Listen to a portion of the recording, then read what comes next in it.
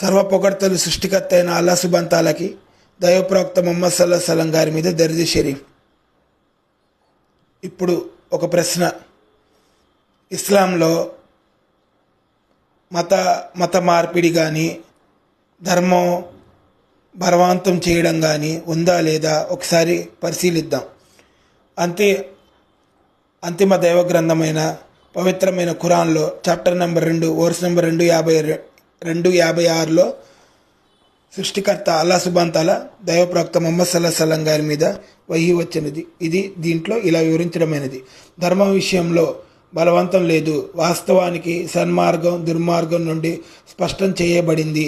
కావున కల్పిత దైవాన్ని తిరస్కరించి అల్లాను విశ్వసించిన వాడు సుస్థిరమైన ఎన్నటికీ విడిపోని ఆధారాన్ని పట్టుకుంటే మరియు అల్లా సర్వం వినేవాడు, సర్వజ్ఞుడు.